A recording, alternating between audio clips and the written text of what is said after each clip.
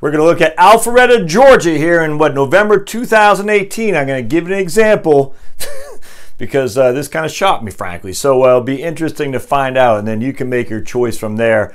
And I think the choice is pretty clear in this regard, though. So let's dive right into it. The Heritage Wealth Planning YouTube channel, the place you come to learn all about financial stuff, everything under the sun.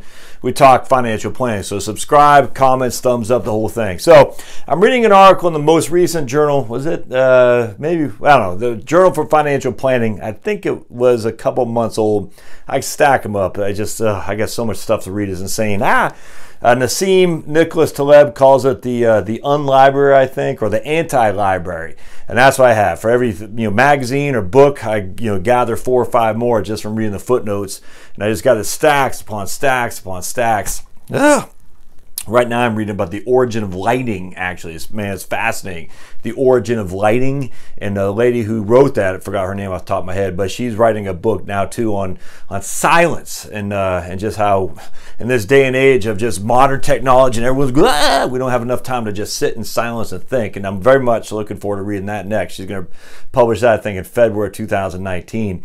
Man, I'd love to be able to get her to interview her on my podcast, which I'll do. I'm going to try to. She might not want to. I might be small potatoes, but I'm going to try to once I'm finished with a book on the origin of lighting, because it's just fascinating. Lighting, like a light, like an incandescent light bulb, but going back to sperm whale oil, and the whole thing is just is awesome. All right, so I'm reading this article in the Journal for Financial Planning. The guy was saying, should you do a 30-year or 15-year mortgage? And what's the opportunity cost from doing either relative to investing in and all this? And it was an okay article. I mean, it's interesting enough. But that was my article. Was like, I don't think you should do any mortgage. That's why I was kind of going with that. It's like, it does even talk about the idea of not even having a mortgage, of just maybe prepaying your mortgage in terms of throwing an extra $100, $250, $300 at your mortgage a month. And he kind of did. So I just got to thinking about it because I do think. I've gone back to that. Sometimes I think renting gets overlooked, and a lot of times, actually, going back to my own hindsight, I said, the times we rented turned out to be very good for us, for sure, my wife and me. And I said, so maybe renting does get overlooked in the overall scheme of things, where everyone needs to be a homeowner. And I even talked about that in my first book, Strategic Money Planning, how which I just talked about. I use an example that is real life people, frankly, but I use an example of people who could not take a better job because they're tied down their home and they're underwater. And it's just sad. And that's happened all over the times of 2007, 8, and 9. But not even just then. I mean, the facts are, if you don't put anything down and the market just takes a tumble, not just because of financial crisis, maybe your neighborhood got inundated with, I don't know, whatever, bad schools, I mean, whatever. It could be anything. The facts are, if you're upside down in your home, you're not going to be able to sell it unless you come up with cash. And if you don't have the cash or the equity to sell it, you can foreclose, but you're not going to be able to buy another house. And certainly a rentor, I suppose, a landlord is going to have a second hard time giving you a leasing agreement if you have a foreclosure on your credit history. So it's not all it's cracked up to be. But anyway, I just got to thinking, because I do think about this quite a bit. I said, well, let's look at my little town. So Alpharetta, Georgia is about 60, 70,000 people population.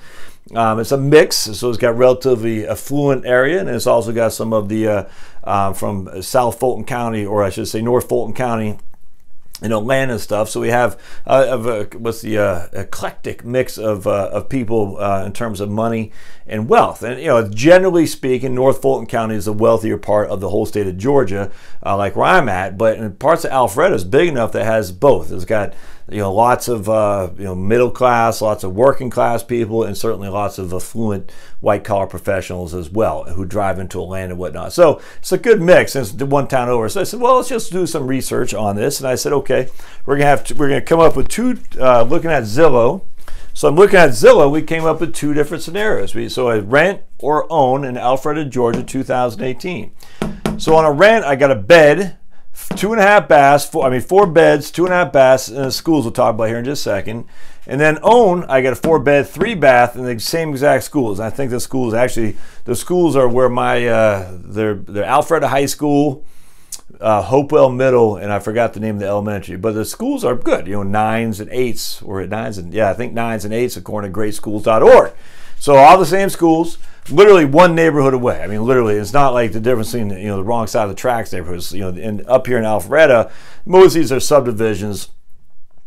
Some are more established than others, older. But neither of these neighborhoods are like one's, oh, that's that neighborhood, the other one's horrible. It's not like that. They're almost identical, and you can actually do a Google Maps and look at them, almost identical properties in terms of the neighborhood they're in. One had, I think this one right here, the owner, 0.3 of an acre, 0.32 acres. And yeah, so basically both were a third of an acre. So that's what, 12,000, about 15,000 square feet. So 0.32 and 0.3 for an acre. So both a third of an acre, 15,000 square feet. So almost identical size. I mean, I didn't dive too deep into the, in terms of a basement when one's built or anything like that. But generally speaking, if they're one neighborhood away, they're all coming up around the same time in terms of when they were built, probably 20 years ago, I'd imagine. Frank, I don't know if one had a basement. Obviously one had, I don't know if 2.5 bathrooms is the equivalent of 3. I just don't know. But pretty close to the same. Same school district, one neighborhood over, pretty close to the same. So if you were to rent this guy, your rent is going to be $2,200 a month. $2,200 a month. All right, so that's what you're going to pay for rent. If you're going to take a mortgage, this guy right here is $348,000. And $348,000 on a home would give you a mortgage payment of $1,868. I just had it in front of me. $1,868. So in this case, you're renting for $2,200 a month. In this case, you're taking a mortgage of 48 or 68? Probably didn't really matter.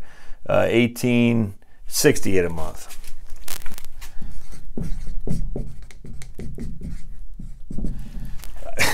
So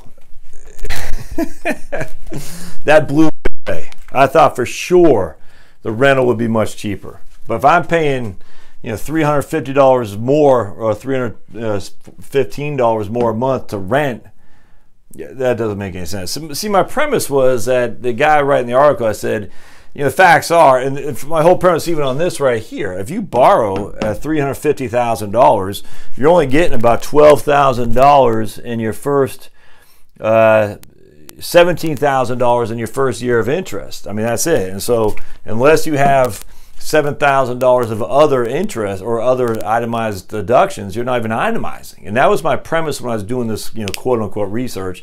As I said here, if you own a house and you're paying $17,000 with a new tax bill, you're not even getting a deduction, most likely. I mean, you might have other stuff, property tax in Alpharetta is probably $4,000. I mean, you might have other things. But just even if you have $10,000 worth of other itemization for deduction, where you can file your Schedule A, right? Schedule A? Yeah, Schedule A for itemizations. I mean, you're only still writing off $3,000. Why? Because you have $24,000 if you're married filing jointly and you're under the age of 65. So if you have $17,000 of interest expense and just say have $10,000 of other stuff, your itemizations are $3,000 or $27,000. Well, just having a standard deduction is $24,000. So you really don't have any. I mean, $3,000, whoop-de-doo. So my premise was you're not really getting much, if anything, of a mortgage deduction, so don't do it. But then when I ran the numbers, I said, wait a second here. $2,200 a month is $315 more than this, $314 to be precise, and I still get a deduction. I mean, here I don't get a deduction at all. And I mean, again, I might not even get the deduction. I frankly don't care, but I mean, I save $350 by owning, $315 a month by owning, and I might get a deduction, and I don't get a deduction here, and I get to use the house any way I see fit. I mean, that's just, that is 100% loan to value too, by the way. That's not even putting any money down. So the premise is you need to look at your own scenario relative to what you're looking at. I mean, what if this school district was good and this was bad? Well, we have a different premise to look at. Now, secondly, what if you're not going to be in the house? Well, I hate to say it, but even if you're only going to be in the house for 3 to 5 years, I mean, all that money you save right there will certainly go to closing costs and whatnot. I mean, just, at the end of the day, the risk of owning a home is that you need to vacate premise quickly. You got a new job in Corpus Christi, Texas, and you need to move ASAP, and that's the risk. Whereas a rent, you can just get up and leave.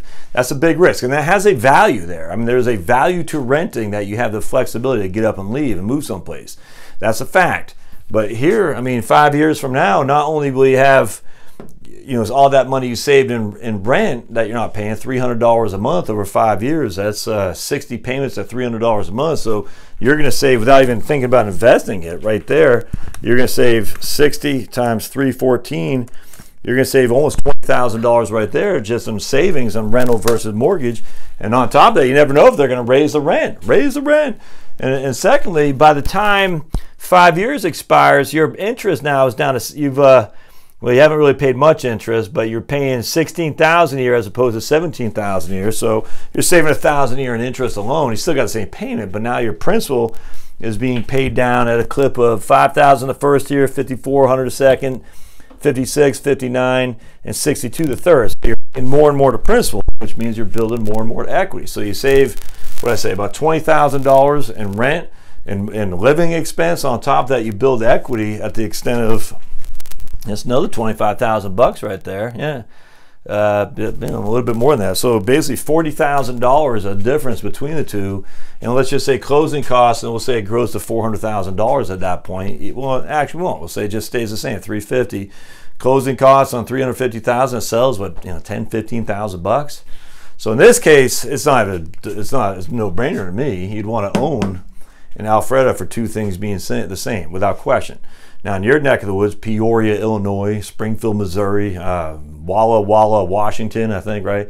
Bend, Oregon, you'd have to look. But for here, in this one example, owning makes sense. It's not debatable. So anyway, unless you're going to leave next year. If next year you're going to leave, then rent, without question. But if you're going to think you have a good chance to stay there 5 years, in this case, it makes sense to own for sure. All right, hope that helps. I was actually pretty fascinated. I thought the rental would be a lot cheaper, and I was, surprised it wasn't. So there you go. And of course, this doesn't include any equity that grows. If the markets do go at 2% clip, let's just say, the owning side of it grows with it. The renter side does not. In fact, if anything, the renter side, they could raise the rent. So I'm not against renting, but the reality is the situation will always dictate when it comes to your financial planning. So as always, if you like what you see, subscribe. Let me know what you're thinking. If you have other videos you want me to look at, let me know. I'd be appreciated to hear it. And then don't forget to go to heritagewealthplanning.com blog. We'll see you next time. Thanks.